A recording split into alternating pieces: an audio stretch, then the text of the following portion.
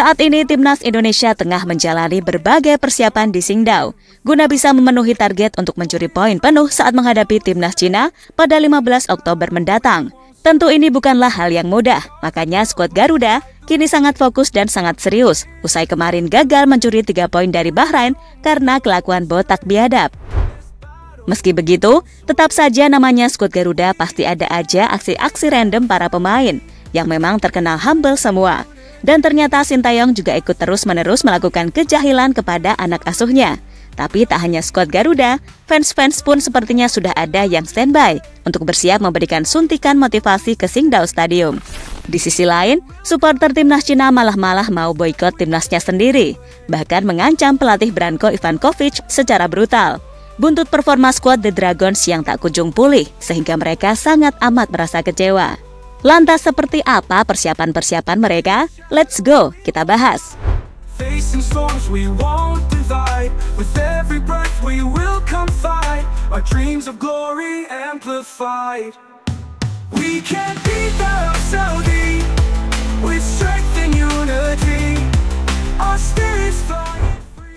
Ya, sebenarnya skuad timnas saat ini sedang tak baik-baik saja.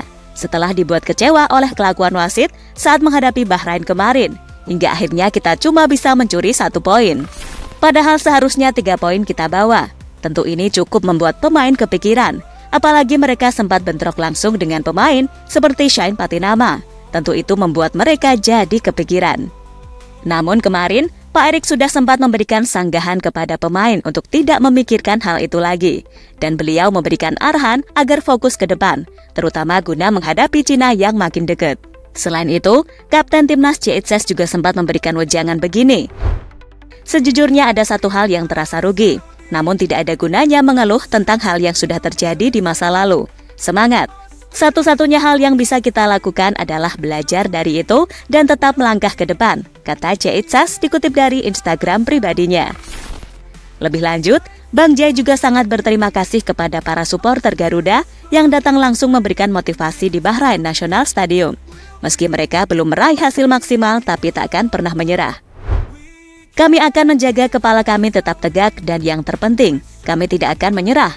Kemenangan kita akan manis pada akhirnya. Terima kasih khusus kepada semua orang yang datang untuk mendukung kami di Bahrain, ujar Ciecas menambahkan.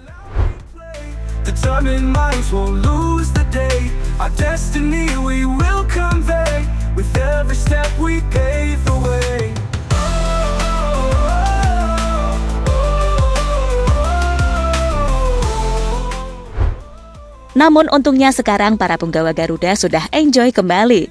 Mereka terlihat sangat serius latihan setelah sampai di Qingdao duluan. Bahkan porsi latihan sempat dibagi menjadi 2 kelompok. Untuk para pemain yang kemarin starter, dikasih porsi latihan berbeda dengan para pemain cadangan yang harus lebih ekstra. Sebab ada efek kecapean saat terbang dari Bahrain ke Qingdao juga. Jadi gitu deh dibedain, ya kan?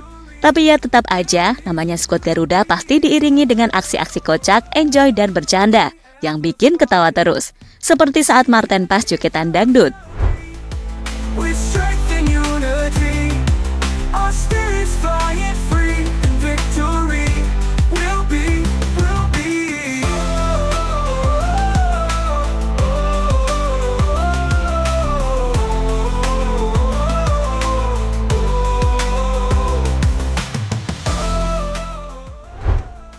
Kejahilan Sintayong saat di bus. Tak hanya pemain, Sintayong saat melatih begitu serius aja sangat humble kalau di luar. Kalian pasti sudah tahulah kelakuan usil pelatih asal Korea itu. Tapi yang terbaru saat di bus usai melakukan sesi latihan jelang lawan Cina, Coach Shin terlihat gemas kepada anak asuhnya dengan menunggu di bus duluan lalu dijahilin satu persatu.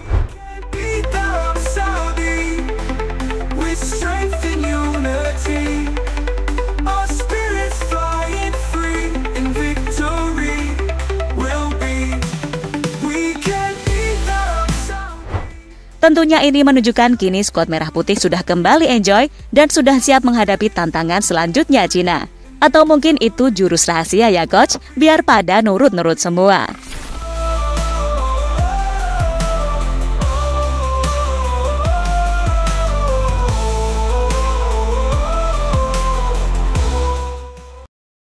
Fans Garuda suntik motivasi hadir ke Qingdao.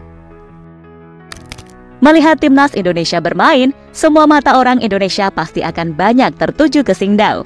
Sebab kota yang terletak di pesisir timur daratan itu memang digunakan sebagai venue pertandingan. Ditambah para penggawa timnas juga meminta para supporter untuk hadir langsung, yang mana itu pastinya akan membuat mereka makin bersemangat. Makanya WNI ke sana dan nampaknya sudah ada yang bersiap. Seperti yang kita bahas sebelumnya, memang sebenarnya banyak WNI yang tinggal di Cina ataupun TKI bisa saja memberi dukungan langsung.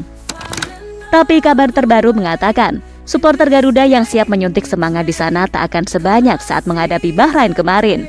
Hal itu diutarakan langsung oleh manajer timnas Pak Sumarji yang bilang kalau data menunjukkan hanya ada ratusan tiket yang sudah dibeli.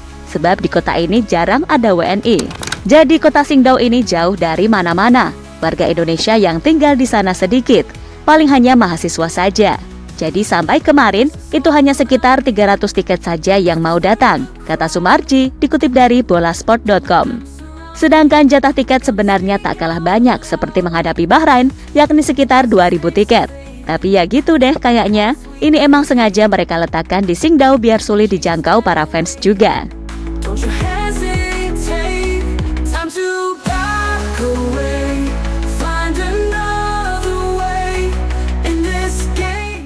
Dijual murah, supporter Cina tetap ngamuk gak mau beli tiket.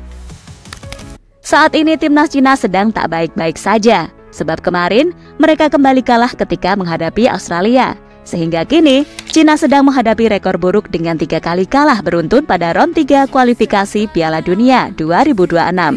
Hal ini membuat supporter Cina ngamuk, serta mengancam gak mau beli tiket saat bermain di kandang menghadapi Indonesia besok. Padahal di sisi lain, panitia penyelenggara terus menurunkan harga tiket untuk orang lokal dan berharap jadi banyak yang minat. Namun tetap saja, hal itu diketahui dari laporan media Cina 163.com. Selain 2 kategori tiket termurah untuk pertandingan kandang melawan timnas Indonesia, semua kategori tiket yang tersisa belum terjual. Tapi penggemar sepertinya tidak tertarik. Hingga Jumat, hanya tiket ekonomi seharga 280 dan 480 yuan yang terjual habis. Sementara tiket kelas atas dari harga 680 yuan sampai 1380 yuan masih tersisa, tulis laporan tersebut. Ini tentu menjadi masalah baru bagi tuan rumah karena mereka akan kurang mendapatkan dukungan meski bermain di kandang sendiri. Dan dari segi pemasukan, panitia pasti akan rugi besar mengingat biaya menggunakan stadion begitu mahal. Lalu Federasi Cina juga dikenal medit ataupun gak ada duit sehingga kemarin cuma pakai pesawat ekonomi, ya kan? Branko Ivankovic sangat terancam karir dan nyawanya. Dengan rekor buruk yang didapat Cina yang masih 0 poin di grup C, tentu membuat berbagai pihak melakukan tekanan kepada pelatih Cina Branko Ivankovic yang tak kunjung membawa The Dragons untuk bangkit. Padahal pelatih asal Kroasia itu baru melatih timnas Cina belum ada setahun, tapi sudah terancam dipecat. Makanya sangat berambisi untuk mengalahkan timnas Indonesia. Namun ternyata, ancaman bukan hanya untuk karirnya, tapi juga nyawanya yang diancam oleh fans Cina untuk mundur atau akan diteror secara langsung. Dan boykot tadi jadi salah satu aksi fans Cina. Bahkan menurut laporan The Guardian, ada yang mengancam akan memenggal kepalanya.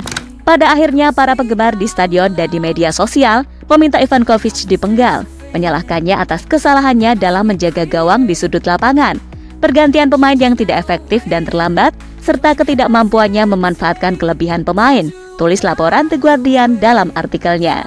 Dari situasi ini tentu timnas makin diuntungkan, karena fans Cina pasti tak terlalu memberikan dukungan, sehingga skuad merah putih bisa bermain tanpa gangguan. Dan pelatih mereka pasti juga jadi nggak fokus, ya kan?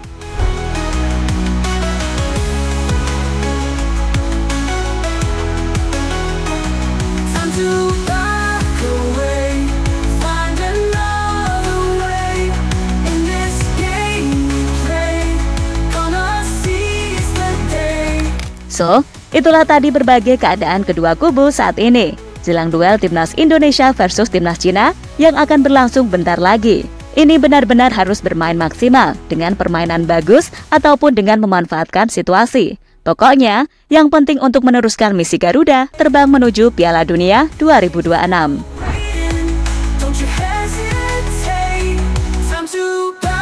away, find another way. In this game we play, gonna seize the day.